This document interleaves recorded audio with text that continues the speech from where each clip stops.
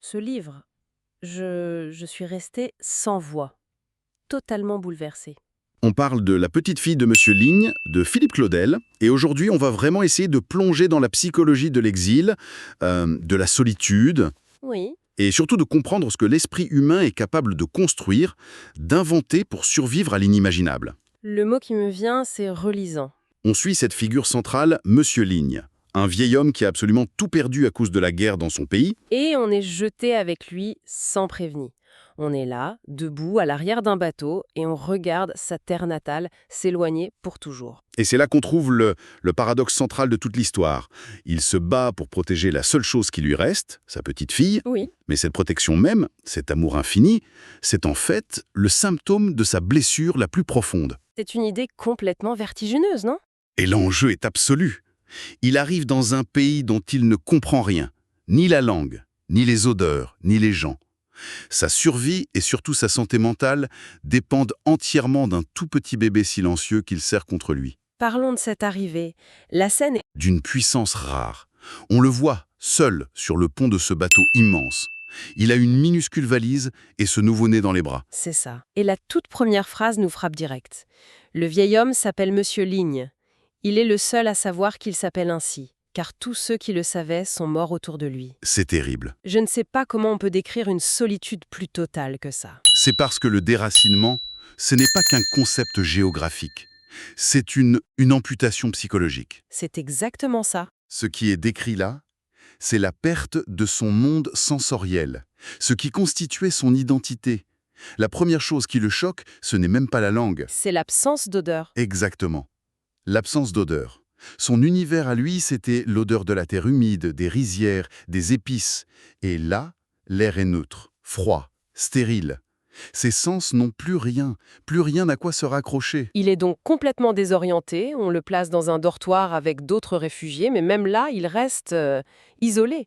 Ils ne partagent pas leur histoire, juste leur sort. Ben oui, Comment le cerveau humain peut gérer un choc pareil? Cette surcharge de nouveautés et en même temps ce vide immense. il se met en mode survie. Et la ville, pour lui, n'est pas une opportunité, c'est une menace. On assiste à ce qu'on pourrait appeler un choc sensoriel violent. Ah oui, Le bruit incessant des voitures, la foule anonyme qu'il bouscule, la vitesse. Pour un homme qui vient d'un village où le temps était rythmé par le soleil, c'est un monstre abstrait. un monstre, c'est le mot. Chaque rue est un labyrinthe, chaque visage un danger potentiel. Sa peur n'est pas irrationnelle en fait. C'est la réaction logique à la perte totale de ses repères. C'est tellement vrai que pendant des jours, il ne sort pas. Il reste barricadé dans sa chambre. Sa seule mission, son obsession, c'est de protéger l'enfant, sans Dieu. Elle est sa seule ancre dans la réalité. Oui, et quand il finit par sortir, un peu poussé par une employée du centre, sa manière de bouger est très révélatrice. Il ne marche pas, il rase les murs, il baisse les yeux, il essaie de se fondre dans le décor. Il ne cherche pas à découvrir. Non, il cherche à ne pas être vu. Il cherche à survivre à l'espace. C'est une stratégie de camouflage. Et c'est dans cette quête d'un lieu sûr, d'un simple refuge, qu'il prouve ce banc. Un banc face à un parc. Il s'y assit et ce lieu devient son premier territoire. Et c'est là que l'improbable se produit. Un jour, un homme s'installe à côté de lui. Monsieur Barque. Hmm. Le portrait est simple. Un homme grand, un peu corpulent, qui fume sans arrêt et qui visiblement porte une tristesse aussi lourde que la sienne. Et c'est le début d'une des plus belles amitiés que j'ai pu lire. Absolument. Mais la question c'est, comment c'est possible? Ils ne partagent pas un seul mot, pas un. Comment une connexion aussi profonde peut naître du silence? Parce que la communication humaine, ça va bien au-delà des mots. Ce qui se passe sur ce banc, c'est fondamental. Monsieur Barque parle. Il raconte sa vie, la perte de sa femme. Et Monsieur Ligne ne comprend rien. Rien aux mots, non, mais il écoute la musique de la voix. Il perçoit la peine, la solitude. Il n'entend pas le sens, il ressent l'émotion. C'est une forme de communication plus primitive, plus essentielle. Il devient ce que certains appellent un témoin. Un témoin. Oui, sa simple présence valide la douleur de l'autre. Et vice-versa, chacun offre à l'autre le cadeau d'être vu. C'est magnifique. Et il y a ce détail incroyable avec leur nom. Quand Lin se présente, il dit Taolai, ce qui veut juste dire bonjour dans sa langue. Et Bark croit que c'est son nom. C'est ça. Et quand Bark entend le nom de la petite, Sangdion, sa prononciation le transforme en Sang-Dieu. C'est un dialogue de sourds qui, paradoxalement, crée un lien parfait. Exactement. Ce malentendu symbolise toute leur relation. Elle ne repose pas sur une compréhension intellectuelle, mais sur une reconnaissance mutuelle de leur humanité. Pour M. Lin, qui est invisible aux yeux de tous, M. Bark est la première personne qui le regarde et qui lui parle, à lui. Pas aux réfugiés. Non, pas au vieil homme asiatique, à l'individu assis sur le banc. C'est un acte de reconnaissance qui va littéralement le sauver. Et on le voit, ça le sauve. Leur rituel s'installe. Chaque jour, le même banc. Puis Bark l'emmène dans un café.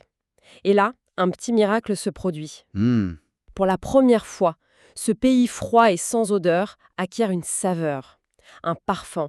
C'est l'odeur du café, de la fumée des cigarettes de son ami. C'est la première odeur familière, la première odeur de chez soi. C'est un point de bascule psychologique. Ce que vous décrivez, c'est ce que les sociologues appellent le placemaking, la fabrication d'un lieu. Un espace anonyme, le parc, la rue, devient un lieu quand on y tisse des liens. Des souvenirs personnels. Voilà. La ville n'est plus une menace abstraite. Elle devient une carte sentimentale, avec des points de repère, leurs bancs, leurs cafés. On passe de l'occupation d'un territoire à l'habitation d'un monde. Il s'ancre. Il a enfin une raison de sortir le matin. Il a un but. Et la confiance grandit tellement qu'un jour, dans ce café, il fait quelque chose d'incroyable. Il se met à chanter. Ah oui. Il lui chante la berceuse de son pays, celle qu'il murmure à Sangdio. C'est comme s'il lui offrait la dernière chose intacte de son monde détruit. On a l'impression qu'il pourrait enfin reconstruire une vie. Mais l'univers du livre est impitoyable. Qu'est-ce qui vient briser ce fragile équilibre ? L'administration. L'impersonnalité du système. Du jour au lendemain, sans aucune explication, on lui annonce qu'il est transféré. On le met dans une voiture, on l'emmène loin de la ville, loin de son banc, loin de son ami. Et il arrive où ? Devant un bâtiment qui ressemble à un château, mais qui est en fait un hospice. Et la description de cet endroit est glaçante. Des couloirs blancs, une propreté clinique, un silence de mort. Les autres vieillards sont comme des fantômes dans des fauteuils roulants. C'est le retour à la case départ, mais en pire. En bien pire. Là-bas, il perd tout. Son ami, sa routine, son autonomie. Psychologiquement, après avoir connu cet espoir, cette deuxième chute, elle doit être encore plus dévastatrice. C'est plus qu'une chute. C'est une réplique du trauma initien. La guerre lui a volé son identité en détruisant son village. Ici, l'institution lui vole à nouveau son identité en le réduisant à un numéro. Un pensionnaire anonyme. Il n'est plus Monsieur Ligne. Il n'est plus Monsieur Ligne, l'ami de Monsieur Bark, le grand-père de Sangdiu. Il est un corps à nourrir, un cas à gérer. La violence de cet endroit n'est pas physique, elle est existentielle. On le dépossède de son histoire. De son seul lien humain. Et ça, il ne peut pas le supporter. Le désespoir est total. Il essaye de communiquer, mais personne ne le comprend. Personne ne se soucie de cet ami qui l'attend sur un banc. Alors il prend une décision radicale. Il doit s'enfuir. Il faut bien comprendre sa tentative de fuite. Ce n'est pas seulement l'envie de retrouver son ami, c'est un acte de rébellion ultime contre sa propre disparition. S'il reste, il meurt de l'intérieur. C'est ça. S'enfuir, c'est affirmer qu'il existe encore, qu'il a une volonté, une histoire qui mérite d'être vécue. Bark et la petite fille, ils ne sont pas juste des raisons de vivre, ils sont sa vie. La fuite devient une question de survie, ontologique. Et il s'échappe. La scène est complètement folle. Il escalade un mur, il se retrouve en pyjama au milieu de la ville, sans argent, sans connaître la langue, sans savoir où il est. Il court hagard. Bousculé par la foule. Oui, et il est guidé par une seule image. Une obsession dans son esprit, le banc. Il n'a plus de carte mentale de la ville, juste un point de destination émotionnelle. Le banc est devenu son phare, son or. Tout son être est tendu vers ce seul point. Il erre pendant des heures. Il est épuisé, perdu. Il est sur le point d'abandonner. Et puis, au loin, il reconnaît la forme d'un manège, près du parc. L'espoir renaît. Il s'approche, le cœur battant, et il le voit. Il est là. Et il est là. Monsieur Bark, assis sur leur banc, le visage ravagé par la tristesse, le regard dans le vide. Monsieur Lin crie son nom. Taolai. Et Bark l'entend, il se lève, son visage s'illumine. C'est le moment des retrouvailles, la victoire sur le désespoir. Monsieur Lin n'attend pas et il se lance pour traverser la rue et le rejoindre. Et là, et à ce moment précis, on entend un crissement de pneus, une voiture. Le choc est brutal. Il tombe.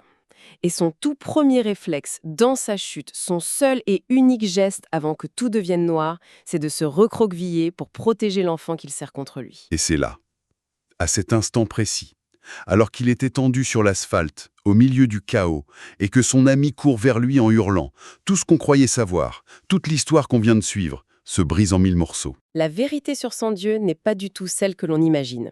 Et pour comprendre ce que Monsieur Ligne serre réellement dans ses bras depuis le début, et surtout pourquoi son esprit a dû construire cette réalité pour survivre, il faut absolument lire les dernières pages. Absolument. Elles ne changent pas seulement la fin de l'histoire, elles redéfinissent chaque mot que vous avez lu avant.